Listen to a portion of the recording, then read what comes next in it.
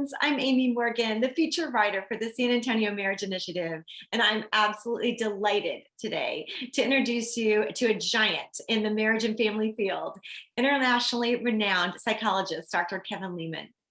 Dr. Leman is a New York Times best-selling author of more than 67 books over his career that began in the University of Arizona in the 1970s. A practicing psychologist for more than 40 years, Dr. Leman has appeared on many highly watched and followed shows like Oprah Winfrey, Focus on the Family, CBS Early Show, Live with Regis and Kathy, and Good Morning America.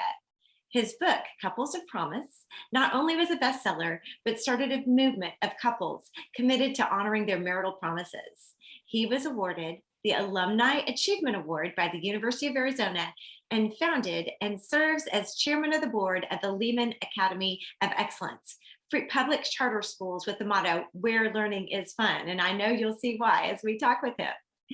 Dr. Leman's one of the most recognized and respected voices of wisdom worldwide, known for his no-nonsense, practical, and humorous approach to doing life. Oh, Dr. Leman, thank you so much for being here. Well, listen, I've looked forward to this. We did an audio interview, which I really enjoyed, and I knew this one would be just as good or maybe better. So it's nice to be able to see you and talk to you. It's important that people understand what marriage is all about. We're not doing very well in marriage across the board. So anytime we can equip people to be better married people, I'm all in. Well, and that's exactly what our marriage champions are looking for, ways to encourage and equip. And you are the venerated one of the best. So I know we're delighted to learn from you. So, hey, let's start at the beginning. You weren't always the degreed, distinguished alumni and scholar that you are now. There was a woman behind the man, right? Well, there were three women. My mother loved me anyway. I was the youngest of three children. I mean, I was sent home from fourth grade. I was thrown out of Cub Scouts. I graduated fourth and bottom of my class in high school, couldn't get in college, finally got admitted on probation. So yeah, it was my mother, my older sister, and I met my wife in the men's room of Tucson Medical Center, one of our local hospitals here in Tucson. I was a janitor, I was mopping the floor, and my wife-to-be came in. She was a nurse's aide, helping some of the little guy go potty. It was one of those things where I sort of felt like a ton of bricks. She was a believer. I was brought up in the church, rejected about everything my dear sweet mom tried to teach me by way of the church. And yet this woman, she was the one that God used to pull the trigger to get my life turned around 180 degrees, and God gave me motivation. My life changed. I went on and got a doctorate degree, was a dean of students at the University of Arizona. And I've taught and lectured worldwide and written lots of books. You mentioned 67. I want to point out two of them are good. And I've enjoyed helping people understand how weird women really are and how strange us men are. And I always love to say God was the original humorous when he said the two shall become one, because Lord, you're the one that made us so different, but somehow with your help, we do make it. Well, I just love that. I loved hearing your story about 10 years later, you were the dean of students, and you went from mopping the floors of the men's room to being dean of students, and you have so much encouragement. You've had encouragement for parents. I know I personally did a study at a church when my children were preschoolers, trying to have a new child by Friday, and that was so helpful. Or maybe it was the making the mind. Anyway, I was losing probably mine. making children mind without losing yours. Yeah. Yes, I have. That book has sold over 1 million copies for a reason. So has Have a New Kid by Friday. But let me say this, we're talking about marriage today, but listen to what I'm saying, people. Marriage isn't easy, okay? But it is simple. Parenthood isn't easy, but it's simple. There's a paradigm that if you follow, you're going to be successful in marriage. But I say with tongue in cheek, women are weird. Every man who's watching this right now, you know how weird they are. They hug anything that moves. They go potty in groups of 4, 8, 12. They'll announce they're going potty. Anyone want to go potty? I mean, it's a social event. And us men, we're strange. Us men are capable of watching 2 ball games simultaneously in our boxer shorts, eating a pizza, belching. Yes, ladies, this is your gift from God. So there's some humor on both sides of the male-female equation. And yet God asked us to become one. And in relationships, it seems like we have it backwards. We're just like me. I mean, first thing that hit my mind was the beauty of my wife. And for many of us, that's how we initially start a relationship, based on how someone looks. But, if you're going to build a house, you have to make sure that foundation is right. I'll never forget the day our builder was out on our home site, the big guy, not his brother who ran the thing, but the big guy who owned it. And I said to him, I said, Gary, what are you doing out here so early in the morning? He says, well, today we pour your foundation. To show you how stupid I am, Amy. I said, well, what's the big deal? He says, Kevin, if the foundation isn't right on your home, the whole home is off. And so you really have to start by, as a young woman, as a young man, becoming the woman God wants you to be. That's where you start in marriage. And we sang a song in Sunday school when I was a little kid. The wise man built his house upon the what? On the rock. The foolish man built his house upon the sand. And the tinglies that we fall in love, that tingly feeling, oh, I can't wait to see him until tomorrow morning, that lasts somewhere between 6 weeks and 18 months.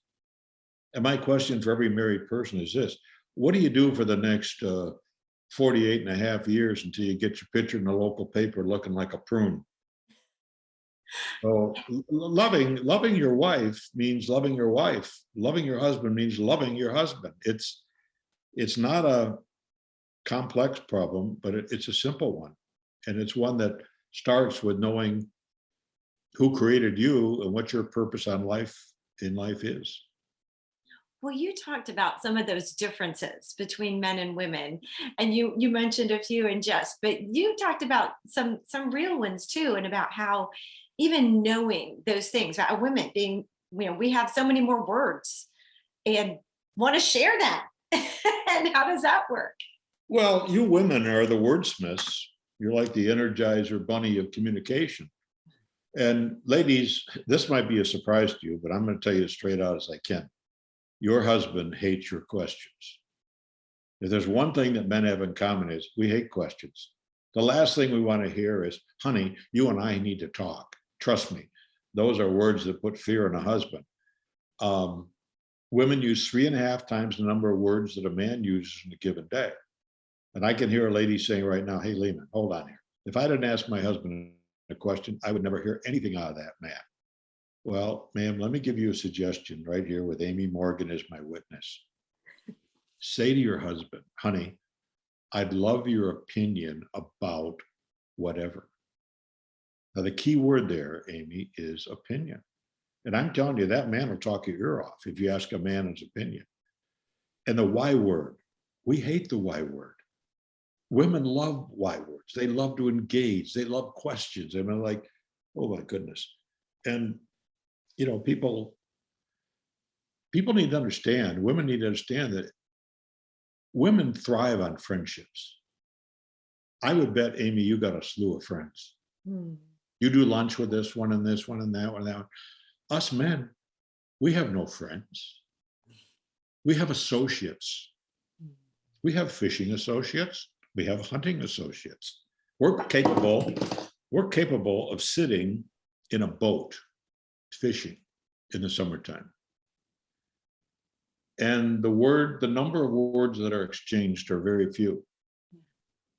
30 minutes of silence. Any hits? No.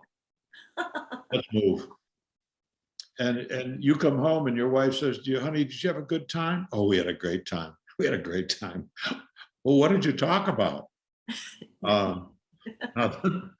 What do you mean, nothing? I'm telling you, men are capable. I know Mrs. Uppington, my bride, she gets after me sometimes because we go to a friend's house. I'll never forget the night we were cooking steaks out and we're driving home. And she says to me, well, what's new with Joe, the other husband? And I said, nothing. And she said, what do you mean nothing? I said, honey, there's nothing new with Joe. She said, well, you were out there with him for about 40 minutes. What'd you guys talk about? Nothing. And so us men specialize in arm's length relationships. Now, we don't want an arm's relationship with you. Oh, you're talking about sex. No, I'm not talking about sex. I'm talking about a man has a need for intimacy. But you approach a man like you would in a canoe in the summertime on a lake that's flat. You ever see anybody put those oars in and it's like they almost don't make any waves at all? And there's a little narrow passage into us men. And we're not ones that are real free at sharing our feelings for the most part. We play our cards pretty close to our deck. So, ladies, if you want communication with your husband, put your husband first. The children need to be like Avis Rent-A-Car. Number two, and trying harder. Honor your husband. Ask his opinion. He wants to be a hero in your life. And when you say something positive about your husband, especially in front of other people, you've thrown that seal-like husband of yours a 3-pound fish. Oof, oof, oof. And us men, we actually want to please you women. I get great psychological and spiritual joy out of pleasing my wife. Most men, if they really love their bride, they want to please her. Let us please you. So, yeah, we're different, all right. But there's something magical about that masculinity and that femininity that come together to form this wonderful explosion in marriage called intimacy. But you start with spiritual intimacy. And the average marriage lasts about 7 years today, Amy. Nobody goes into marriage thinking, well, let's hope we get a good 3 years out of this. I mean, it's not like you bought a washer or a dryer. You're talking about marriage. And if you don't work on your marriage, it's going to die. You want a beautiful garden, you got to learn to weed it. And life isn't always simple in marriage. I mean, I came home one day and my wife had driven the van through the garage door, backed right through it, right through it. I still remember that moment, just looking at that garage. And I thought to myself, how did she do that? We later had a discussion about, honey, next time you hit something, if you would just stop, you would save the family thousands of dollars. But that's my bride. She's ordered kid meals at McDonald's in that garbage can, you know, that sort of extends out. Yeah, she's ordering in there. My daughter, who was in middle school at the time, said, Mom, that's the garbage can. Mrs. Uppington's lovely. She is so much fun and she does such crazy things. I love her to pieces, but we are so different. And differences are what make you a couple. Don't be afraid of those differences. Well, you had mentioned too, just even this little funny story that you had talked about, how that for her, putting the toaster away is so important. And we laughed because I love the toaster away too, you know, and you said how that doing those little things is something that builds in your marriage and leads to that intimacy, and then is almost, you know, kind of that gets you ready for later.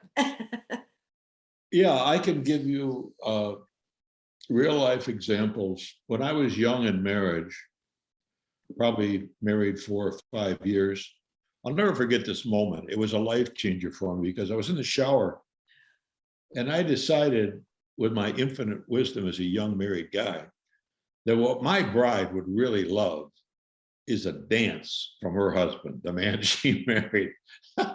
So I can't even tell you with a straight face, but I came out of that shower, Amy, and I dried off a little bit, and then I decided to give my wife a little dance.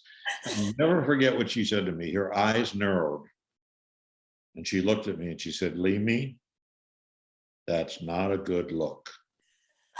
And what I've learned as a married man is in my home, foreplay certainly isn't dancing for my wife. It's cleaning the kitchen, putting things away, wiping off the countertops. And actually, I'm sitting right now at the, whatever you call it, the bar in the middle of our kitchen, and I see I did good because there's no toaster in sight. But I have to tell you, gentlemen, hear me out. That is so stupid to want to put the toaster away. But what I've learned as a married man is, hey, it's important to her, so put the stupid toaster away and don't grouse about it, except when you're with Amy Morgan and she's not within earsight and they can't get in trouble for grousing about it. But it is, and you wrote a whole book called Sheet Music. And when you wrote it, this was kind of edgy. It was kind of new news that we would talk about, marital relations and at this time, but you explained how important these things were.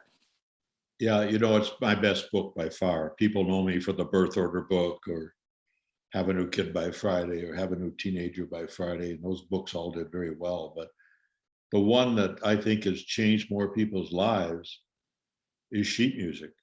And we haven't done a good job in the church about talking about this wonderful gift of sex. And let me just say this, and that I'll ask the rhetorical question. God designed us. He made us. And I want all the viewers to answer this question in their own mind. Who was created in such a way to enjoy sex more, women or men? And the answer is clearly women. If you ever saw the old movie When Harry Met Sally, the restaurant scene, I rest my case. Love But that movie. for that woman to have that kind of intense pleasure, she has to have that husband who treats her with respect and kindness and love 24/7, not just on Saturday night. So sex is an all-day affair. It's a wonderful gift. And I said some things in that book that really got people's attention. And there are so many churches I know that will not marry you until you've read that book today. And I'm proud of that book because it talks about sex frankly. It takes on all the funky stuff that people want to include in marriage, which doesn't belong in marriage, quite frankly. But it talks about the fact that that wedding bed cannot be defiled. And the two really need to come together. Being married is the best insurance policy there is. You're going to live longer, you're going to be healthier. But so many people have so much baggage when they walk down that flower-strewn aisle, Amy, it blows up. When two people marry, as I've said in sheet music, it's not two people, it's at least six. If your parents were divorced, it's at least 10. So you either reap the benefit of the great job your husband's family did in raising him, or you pay for it. And that's just the way it is. So praying together and working toward oneness is not easy. Again, marriage isn't easy, but it's simple. I've picked up diarrhea. I've picked up vomit. I've gone to the store. I hate it when she says, honey, she's got 2 honeys for me. I should tell you this. She's got 2 honeys. She calls me Leman sometimes, but she usually refers to me as honey. And she says, honey, there's a regular honey. That means dinner's ready. There's another honey, honey. And I'm so stupid. I say, what? And she says, would you run down to Walgreens for me? Walgreens? For what? Well, I just started oh no, I ain't going down there. Oh no, that's brutal. Well, gentlemen, you know how this one goes. 10 minutes later, welcome to Walgreens. I'm not making this up. And I walk into Walgreens and I finally find the place where all those things are located. And I'm going, oh my goodness. Oh, and they got all these different kinds. They got heavy, light, with rebar, without rebar. I mean, I'm not exaggerating. I bought super. My wife, yeah, she needs super. She's super. She needs super. Yeah, I bring them home with God as my wife, my judge. They're the wrong ones. Of course they are. It's 11 o'clock at night now, and I got to go to the all-night 24-hour Walgreens. And I went back to that store. I ain't making this up. I bought everything in sight. I spent about $80 on the boxes of those little things. I wasn't having the wrong one. I wasn't making another trip there. And I just tell you, I know it's a funny story, but in marriage, those are the things you do. You serve each other in all ways, and it's what love's all about. It's just not a bunch of feeling. That is a wonderful example of commitment. And I know commitment is something too that you really stress in your Couples of Promise resource, and that you use that challenges couples to really honor their vows, right? Yes, it is. And I always say, if you're there for the launching, you better be there for the landing. Parenthood is not woman's work. If a dad really does a great job in a family, it would be very unusual for those kids to go awry. I know mom is the centerpiece. I get it. And women are wonderful creatures, but my research has shown that when that dad stands up and is the dad he needs to be, wow, the bounty just keeps rolling in. I wrote a book called Be the Dad She Needs You to Be. It's got a double meaning. Who's she? Well, she is obviously the daughter, but she is also the wife, because when a wife sees a dad really being a great dad, especially to his daughters, she's purring like a kitten. She's saying, I am so glad I married that man. Being married means you really prioritize. For years, I brought my wife a flower for no reason other than I love you and here's a little flower for you. I think if I brought her flowers and chocolates on Valentine's Day, she'd throw them at me. Because every day ought to be Valentine's Day. And, life's short. Love each other, have fun. The Lemans, we have 5 kids and we have fun. I have 7 schools, and I have a big sign in the schools that says Lehman Academy of Excellence, where learning is fun. I hated school, didn't like teachers, and now I have lots of teachers and lots of schools. So it's interesting how God can take somebody and turn them around. When I met Mrs. Uppington, I was a punk with greasy hair who smoked Salem cigarettes, and I was a jerk with a capital J. But she was a patient soul, and she was the one that popped the question. And the question was a simple one. Would you like to go to church with me? I still laugh because I didn't want to go to church. That's the last place I wanted to go. But, God always uses ordinary people to do supernatural things. And lives change because we take the initiative. And so I would challenge every couple to be a couple. Have oneness. In fact, they always say, don't try this at home. I've got an experiment for those of you mommies and daddies who are young and got kids in elementary school. I want you to go to your kitchen tonight after dinner, and I want you just to make out. I want you to hug and kiss. Now, I don't know who tells the kids that mom and daddy are on the make, but I'm telling you, it's like they got built-in antennae, and they know, and they come running out, and they come right up between you. They do that because they want to become a part of that loving union. You parents are the psychological blankies for your kids. You're the one that's going to guide them. You represent Almighty God. And gentlemen, how you treat your bride, if you have a son, he's watching you. Your daughter is watching you. Mom, how you treat your husband. There's a lot of learning takes place with those kids. They just watch how you look, how you talk to each other, how you interact. Again, this isn't rocket science. Like I say, marriage isn't easy, but it is simple. I know one motto that you also said that really stuck with me, and you said it was actually in a leadership book, but it was they don't know, they don't care how much you know until they know how much you care. And I think that can apply in a variety of different situations, right?